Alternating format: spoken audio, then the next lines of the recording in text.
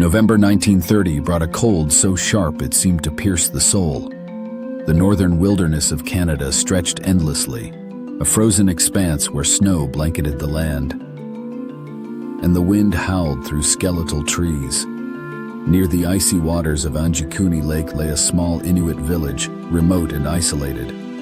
The village was modest, each hut built from logs and covered with snow, chimneys releasing wisps of smoke into the gray sky.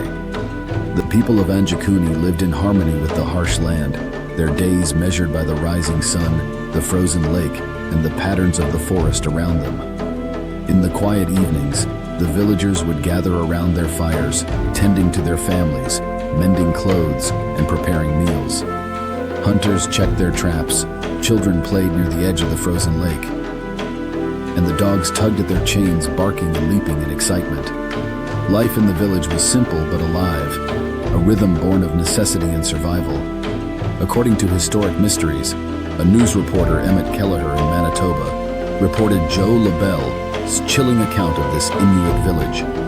On one fateful day, fur trapper Joe LaBelle approached the village as he had done many times before. His boots crunched in the snow, the sound swallowed almost instantly by the wind. From a distance, the village appeared ordinary to him, yet there was an unusual stillness. The wind carried a haunting emptiness that seemed to whisper that something was terribly wrong. When LaBelle entered the village, it felt as though the people had simply disappeared. Normally, the dogs would bark, people would wave or call out greetings. But now, everything was silent. He saw dogs lying motionless, their eyes wide open, clearly dead. The hut stood intact, smoke still curling from the chimneys, yet no one was there. Meals were left uneaten, steaming bowls of stew abandoned on wooden tables. Clothes, tools, sleds, and hunting weapons all lay exactly where they had been left. Fish hung on racks, untouched and solid in the cold air. Not a single track led away from the village. The snow was pristine, except for LaBelle's own footprints. Even the dogs essential for survival in such harsh conditions had been left behind. They had all starved to death, LaBelle later reported. He later recounted that the entire village had vanished without a single trace. But the most disturbing discovery was yet to come. On the outskirts of village, a grave had been dug up. The stones surrounding the burial remained undisturbed. LaBelle knew instantly this was no animal. A human had done this, he said. The chilling detail only deepened the mystery of village's sudden disappearance. There were no signs of struggle, no trails of escape. Nothing had been taken. Nothing had been disturbed. Not a single clue as to where the people could have gone. Tools rested on workbenches as though waiting to be used. Every detail of the village suggested sudden disappearance. The village was a perfect snapshot of life, abruptly halted, as if time itself had been stolen along with the villagers. It was as though the villagers had simply evaporated into the air, leaving behind only the echo of their lives. Surrounding wilderness held its own haunting beauty. Snow-draped trees creaked under the weight of ice. The frozen lake mirrored the bleak sky above.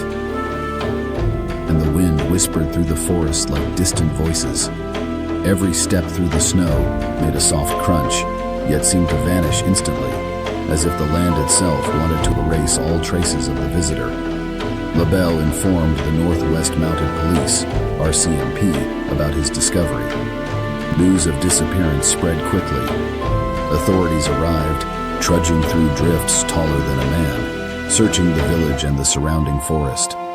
They examined every hut, storage building, and frozen trail. However, after months of searching, not a single trace of villagers was found.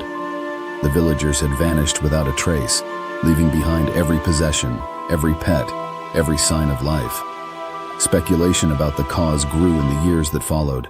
The RCMP officers reported seeing mysterious pulsing lights in sky over Lake Anjikuni. The strange lights added another layer of mystery to the case, as these lights were much different from northern lights, which are common sight in the region. Some UFO enthusiasts began speculating that the village might have been site of a mass extraterrestrial abduction. The UFO theory gained attention over time, yet no evidence ever surfaced. Others imagined a sudden, catastrophic natural event, a blizzard so violent it swept everyone away, or secret experimentation that left no evidence. According to Brain Dunning of Skeptoid website, strange lights were reported by RCMP, and no link to vanished villagers was ever proven. Despite the bizarre circumstances, many have questioned the validity of original reports.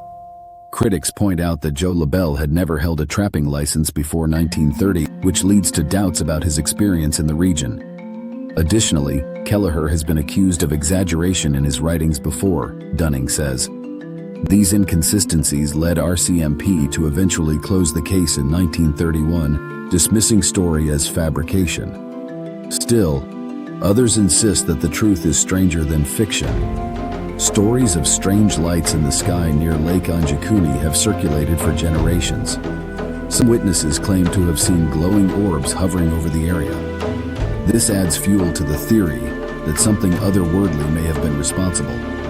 Was the disappearance of Lake Anjikuni village a tragic case of forced relocation, or evidence of something far beyond human comprehension? And what happened to the bodies from the disturbed graves? The truth may never be uncovered, and maybe that is how it should be.